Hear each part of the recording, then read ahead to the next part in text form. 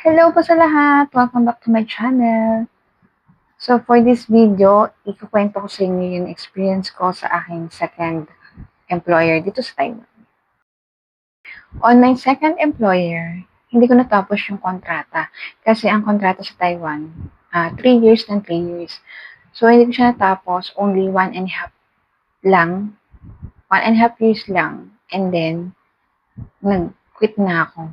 Hindi ko kasi talaga kinaya yung hindi ko masabing trabaho or paano ba, stress, depressed, or nagka-anxiety na ako. Parang ganun na yung nangyari sa akin. Bago ko tinanggap yung job order dun sa second employer, merong nangyaring interview. So, pumunta ako dun sa bahay, nakita ko yung aalagaan ko, nakita ko yung bahay. And, syempre, pag first time, hindi mo naman masasabi na makikilala mo kaagad yung tao, di ba? So, syempre, kung ano lang yung nakita mo, tingin mo yun na yun. Sa una, di ba? So, syempre, sa una, isang beses lang naman, saka wala naman isang oras yun. So, syempre, hindi natin malalaman kapag talagang kasama mo na. Diba? Sabi nga nila, makikilala mo lang ang isang tao pag nakasama mo na sa bahay. Diba? So, ayun. Nung nakita ko siya, mukha namang okay, mabait. Kasi pumayag siya, umuo siya sa akin. So, akala ko, okay na. Ganon. Pero nung time na yun, nakita ko na may pagka masungit, stricta, or seryoso. Parang ganun siya. Ganun yung personality niya. And parang, nung una pa lang naman, ayaw niya talagang, kasi nung, diba, nakaupo siya, tapos tutulungan ko siyang tumayo para maglakad. Ayaw niya yung patulong. Kaya niya daw sa sarili niya. So, ganun. So, kaya parang nung una pa lang, nakikinit na ako na parang, medyo mahirapan ako, parang ganun. Pero sabi naman nga, mabait naman daw. And yun nga, umuo naman siya sa akin. And yun, siguro kasi binigyan niya ako ng regalo. Ano ba tawag doon? Basta kagagaling lang kasi nila ng Japan, and then pag uwi nila yun, mga pasalubong, so may binigay din sa akin. Siyempre, hindi ka na makilala, so bibigyan ko siya. Para sa akin, parang way of kindness na din yun, diba? Kaya yun. Tapos yun, nag-start ako sa kanila. Pero alam nyo ba, nung first day ko, hindi niya ako nilabasan. Hindi niya ako nilabasan ng kwarto niya. So, biruin mo yun, first day pa lang, nakikinit na ako na talaga na medyo mahihirapan ako sa kanya.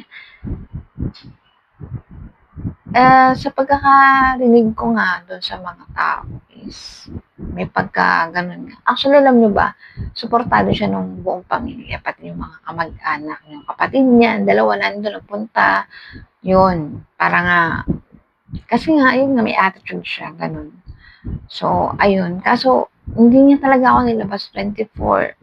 Bali, paano ba? Morning ako nagpunta nun eh. Start na yun ng work, syempre. Diba? Tapos pumirma ako ng kontrata. Tapos yun, hindi siya lumabas. Hanggang gabi na yun, hindi nga siya kumain. Yung sabi naman nung anak, huwag na mag-alala dahil may pagkain naman daw sa kwarto. So, ganun na nangyari ng first day ko sa kanya.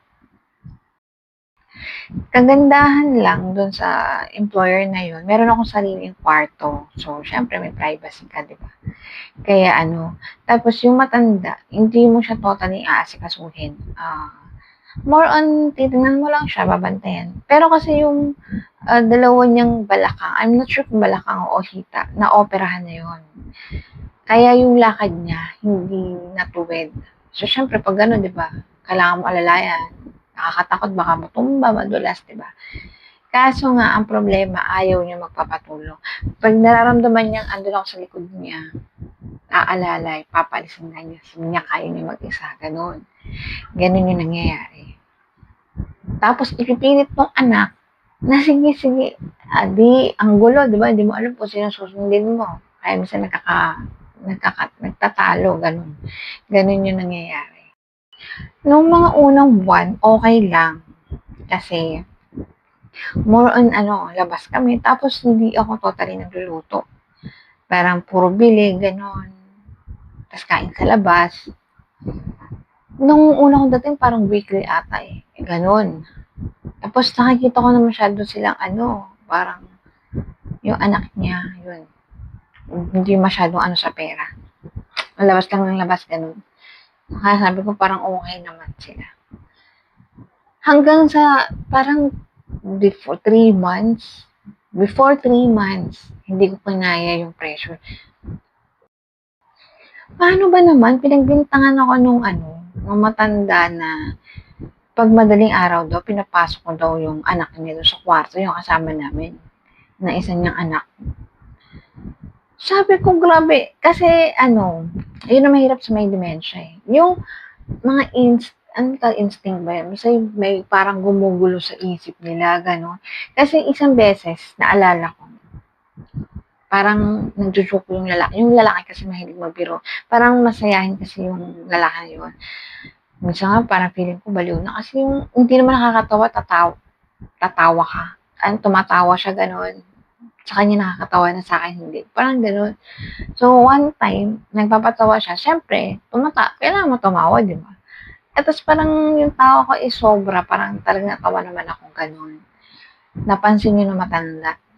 Alam ko doon nag-start yun eh. Sinisilip niya kami. Tapos yun nga, siguro lagi pumapasok sa kanya pag madaling araw, tapos nagbubukas ako ng pinto, syempre iihi ako, di ba? Yun daw, kaya pala nung una, nagtataka ako, hindi niya sinasara yung pinto niya. Naka-open lang. Pati ilaw. Parang ganon. As inaano niya rin. Kasi minsan nakakalimutan kong patay yung ilaw dun sa kwarto ko. Then, nakakaidlip na ako, ganun. Yun, masyado daw akong, parang iniisip niya na ipupuntahan ko yung anak niya, ganun. Ganun nangyayari. Na hindi naman talaga totoo, Diyos ko dahil. At saka, basta hindi. Imposible yung sinasabi niya. Hanggang sa yun, kasi siya ano ba tayo kung mas bigla na lang siya maiisip na hindi maganda. Tapos, maiinis na siya sa'yo, kahit wala ka namang ginagawa, ganun. Tapos, kung saan pupunta yung usapan, hanggang sa, parang isang araw na lang, bigla siya may kalat kasi, ang akala namin, hindi na siya kakain. So, kumain kami pareho, nung dalawa. Yung lalaki nga mahilig magpatawa. Siyempre, tumatawa na naman ako, parang mahagigikan kami, ganun. Doon, lumabas siya at nagagalit siya, hindi daw namin siya tinatawag kumain, ganun, ganyan. Hanggang sa hindi ko kinaya yung sinasabi niya kasi may pumunta ng kapatid niya. Talagang grabe, parang napahiya naman ako. Ay, hindi naman totoo. Kaya sabi ko, sige, kung ayaw mo sa akin, di tawagin mo na yung agent ko, yung broker ko, para pipick upin na ako dito. Kasi hindi naman ako basta-basta pwedeng umalis sa bahay. So, yun. Hanggang sa pumunta na yung isa niyang anak yung nagpapasahod sa akin.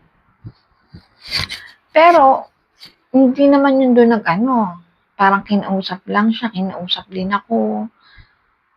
So, after kasi noon, medyo naging okay naman na siya. Umuwi na siya, parang, pero may araw pa rin na pasulpot-sulpot yung niya, yung inis niya, ganun. Hindi mo nga masabi talaga ang hirap niya ispelayin sobra.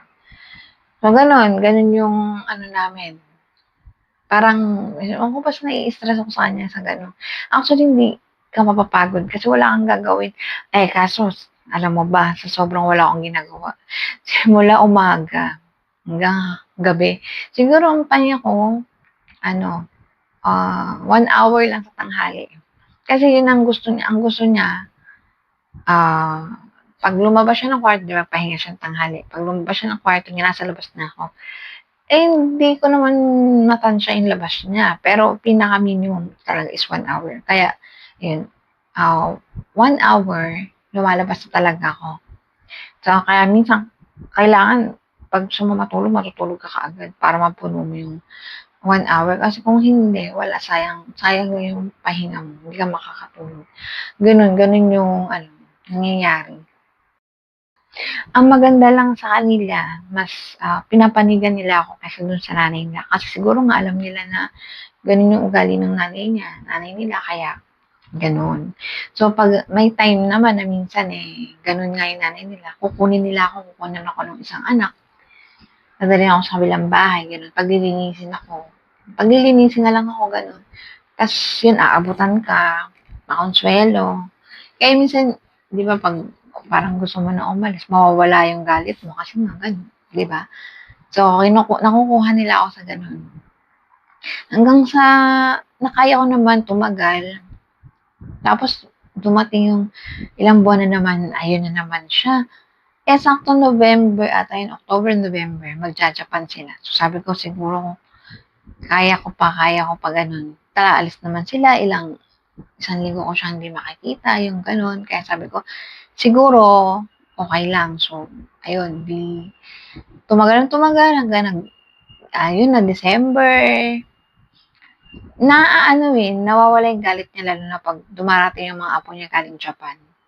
Yun, kaya nakakalimutan niya. Pero minsan 'pag nag-iisa kasi siya talaga siguro ang dami niyang iniisip, ang daming pumapasok sa utak niya. So gano'n, dun lumalabas yung inis niya, gano'n.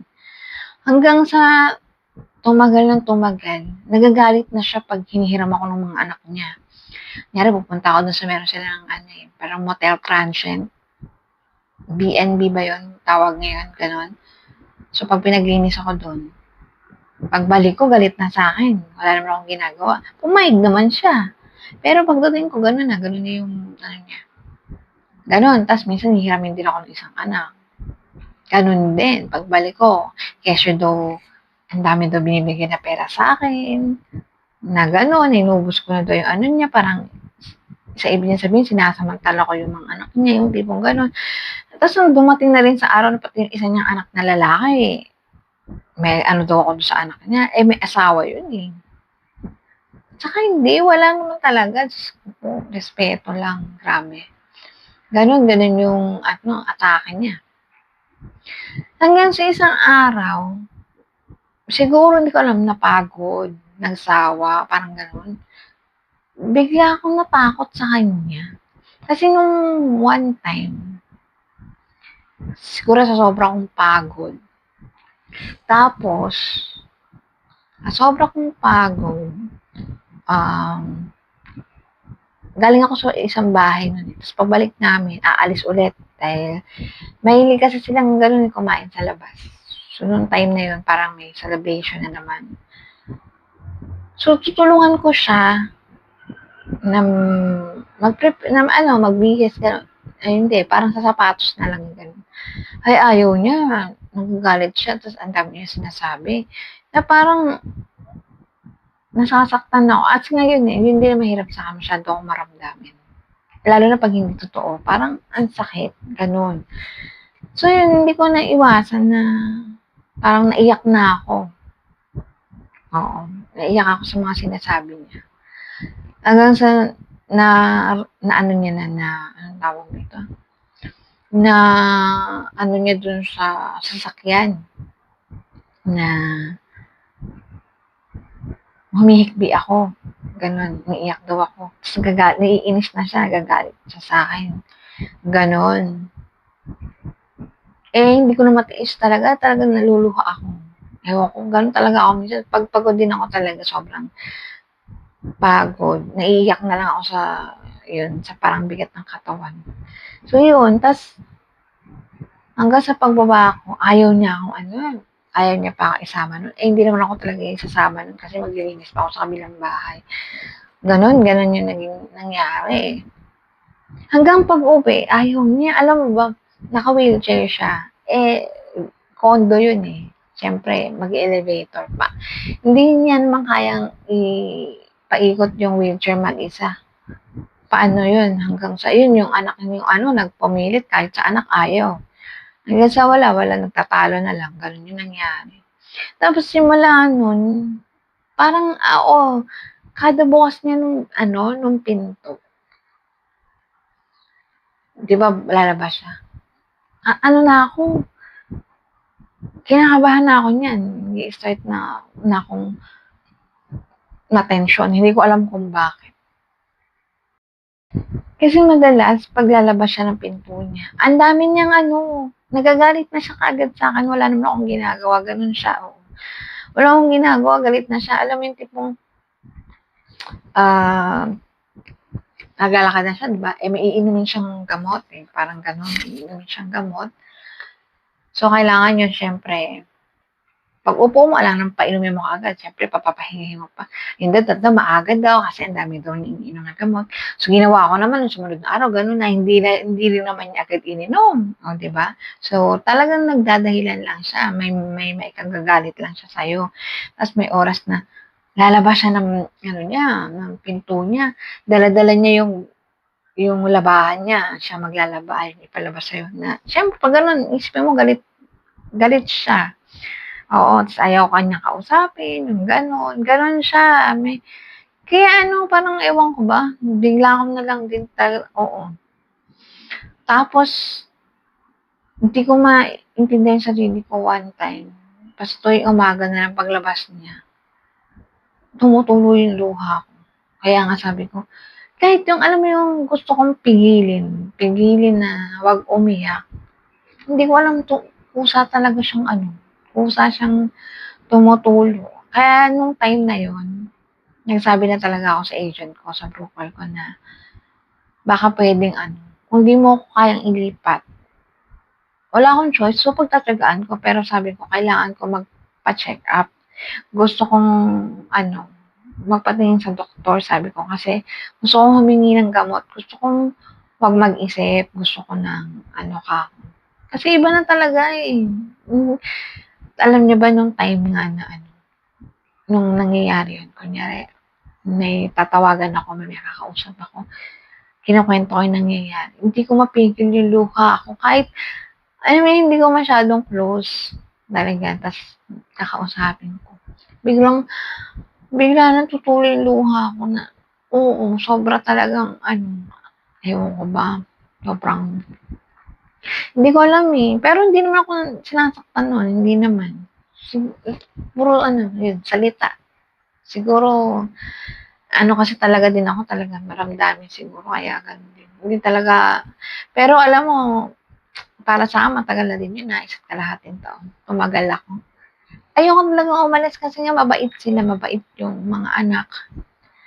Tapos maganda yung yung yun nga, yung trato sa'yo, hindi na iba. Tsaka ang sasarap ng pagkain.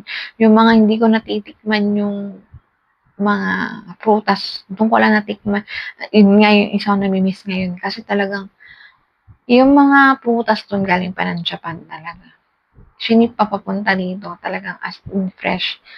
Wala, ganun talaga buhay. 'Di ba nga kung para sa'yo, 'di ba? Kung hindi, wala, hindi ko talaga kinaya, eh. Kung nandun pa ako, hindi ko sure kung kakayanin ko talaga. Ang hirap, nahihirapan ako talaga. Tapos hindi lang yun, yung pagkain, hindi nga dun hindi naman dun mahigpit lahat hindi mo kainin. Kasi wala na sa oras, eh. Kunyari, yung almusal, may oras na wala, nauubusan. Ayoko naman kasi magsabi. So, choice ko naman yun. So, okay lang. Pero yung tanghalian, kunyari nagluto ka, 'di ba? Ang ganda na nung araw mo, eh. Wala siyang problema. Ngayon, siguro mga 11, ewan ko, biglaan siyang sasama yung pakiramdam niya, papasok siya sa loob ng kwarto. Maya-maya naiinis na siya sa'yo, tapos hindi na siya kakain.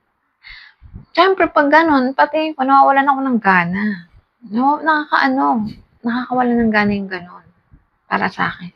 So, iintayin namin, minsan inaabot na 1:00, 2:00, 3:00, hindi na siya kakain. Yung gutom na gutom ako, yung gano'n.